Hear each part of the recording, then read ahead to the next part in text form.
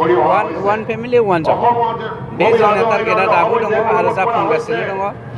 जब माने बे नङा जे नोंथाङा सरकारि गभर्नमेन्ट साख्रिखौ मोनबाल' बे जब जायो किन्तु थांनाय 17 बोसोराव नोंथां बायदि सासे सेंग्राखौनो नोंथां बायदि सासे लाइमोन सिख्लाखौनो बिथांमोना जौ लोंहोनानै ड्राग्स जाहोनानै जुवा गेलेहोनानै बिथांमोना नंगौ सुबुंथिनि जाय केरेक्टार बे केरेक्टारनिफ्राय बिथांमोना जोंनि सेंग्रा सिख्लाफोरखौ दोरोद होदोंमोन किन्तु दिनैनि दिनाव जोंनि साफ्रोमबो सेंग्रा सिख्लायानो थांना थानायनि राहा लामा लानायनि लामाखौ जोङो दिन्थिनानै होनो नागिरदों जायखौ होनदों जोङो वान पस्ट वान जब इन्ट्र' भिडिअ'आव जायखौ नुदों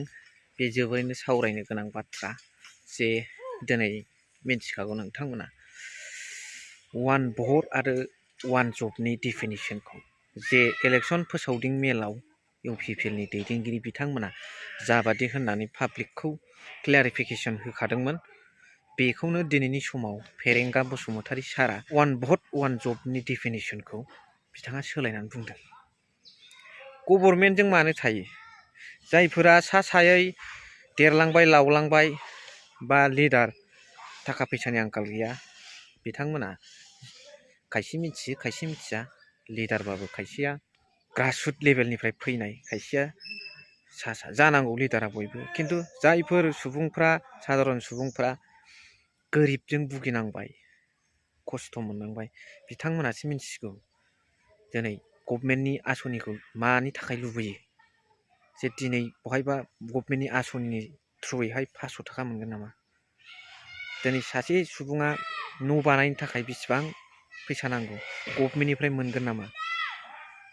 सा बुंलाबानो जाया बेफोरखौ मोननायाव बेसेबां जे हेल्प जायो मोनसे गोरिब न'खरनि जिबनाव बेखौ नोंथांमोना मोजाङै मिथिखागौ बेखायनो सारमोन खुनु रावजोंबो प्रतिबाद गैयाजासे गभर्नमेन्टनि आसनिफोरखौ होनायाव फावसयनाङा आंनि सियारा था दाथा आं इयुनाव इएम जा दाजा किन्तु आंनि डिउटिया आं मोजाङै मावदों I have done well my duty बेसो दा बेजों लोगोसे नैबे मोनसे खोथाया बेनो एनएलएफबि बिथांमोनखौ आदा बिक्रमाबो बुंदों आरो नै आंबो बुंगोन जे जोंनि बिटिआरआवहाय डिसि एसपि असि बिथांमोनखौ बाहायनो हामारा जुदि बाहायनो हानायमोनब्ला दाख्लै थांनाय एनएलएफबि केम्पआव फैनानै पुलिसफ्रा जिबादि गावसिनि बर्डि काप पावार बेखौ इस्तेमाल खालामफैदों बेयो मोना गुना जोबोद दुखुनांथाव बाथ्रा जादों आरो बिथांमोनखौ पुलिस बिफानखौ जुदि बाहायनो हानायमोनबा बिटिआरआ एसपि डिसिफोरखौ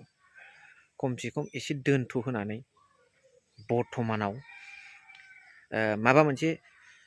मोनायावनो दसेनि समावनो मोनसे सान्थिनि परिस्थिति लाबोनो हायोमोन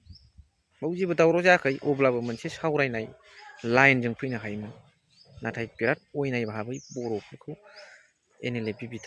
बिथांमोनाबो दावहारु बिथांमोनाबो बर'फोर होख्रांहैनाय जादों दा बेवहायनो बुजि मोनबाय बिटिआरआव नंमारगौसो एसपि डिसि असि बिथांमोनखौ बाहायनो हानाय पावार गैमारा जा आं नोंथांमोननि सिगाङाव जोबोद गुसुबो बारा गोबाव बिबुंथि होला आङो नैबे लोगोसे इउजि सार नोंथांखौथ' दा बावैसो मिडियायाव नुदों बर' मिडियामनि सायाव बुंनाय गाव मन्थ्रि जानायखाय बर' सुबुंफोरनि सायाव माखासे खोथा बुंनानै आसाम गभर्नमेन्टखौ बासायनो नाजादों किन्तु नोंथाङाबो सासे आन्दलनकारिनिफ्राय फैनायसो दुलाराय बर' फरायसा आफादाव थानानै हारिनि थैनाय थांनाय जुजिबोनानै फैनाय मानसि नोंथांनि खुगायाव बे बर' मिडियामखौ गभर्नमेन्टआ बुथाराखै बर' रायजो राजाफ्रासो बर' मिडियामनि सायाव फोथायनाया खम जालांदों आरो दिनै बांसिन प्राइभेटाव बानायनो थाखायनो बर' मिडियामा स्कुलफ्रा सरजाफैनाय जादों बे नङा सार माखासे पलिसिफ्रा सिगांनिफ्रायनो आलादा जाबोगासिनो दं बिजेपिना बेखौ मोनदांनो रावबो बाखि गैला स' नोंथांमोना मा सानदों कमेन्ट्स हरदो एसेखिनियाव फोजोबबाय थेंक इउ भेरि माच फर वाचिं लाभ इउ